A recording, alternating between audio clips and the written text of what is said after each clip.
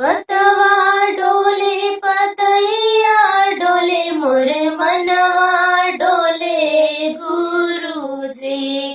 पतवा डोले पतैया डोले मोर मनवा डोले गुरुजी। टोलवा परोसवा पागल कहेला तनी ज्ञानवा दे दाए गुरुजी।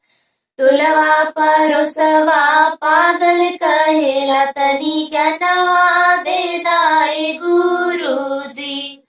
तनवा सुनी सुनी मनवा रोवेला का हम करिए गुरुजी।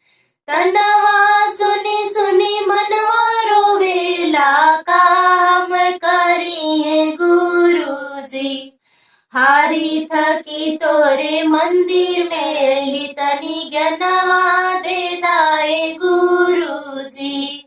हारी थकी तोरे चर्चा में अली तनी ज्ञानवा दे दाए गुरुजी।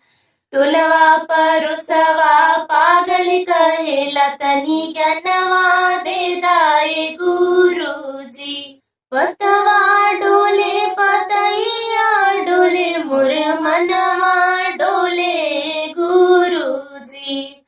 पतवा डोले पतैया डोले मोर मनवा डोले गुरुजी। टोलवा परोसवा पागल कहेला तनी ज्ञानवा दे दाए गुरुजी। टोलवा परोसवा पागल कहेला तनी ज्ञानवा दे दाए गुरुजी। ज्ञान के बिना हम दर दर भटकली कहीं न मिललाए गुरुजी। ज्ञान के बिना हम दर दर भटकली कहीं न मिललाए गुरुजी। तोहरे बिना जीवन सुन मोर लागे तनी दया बरसा दाए गुरुजी। तोहरे बिना जीवन सुन मोर लागे तनी दया बरसा दाए गुरुजी। पहिला में दया मांगब दूसरा में चर्चा तीसरा में करब न माना जी। पहिला में दया मांगब दूसरा में चर्चा तीसरा में करब न माना जी। साझे सबेरे गायब भजनिया दरब दियनवाए गुरुजी। साझे सबेरे गायब भजनिया दरब दियनवाए गुरुजी। टोलवा परोसवा पागल कहेला तनी ज्ञानवा दे दाए गुरुजी।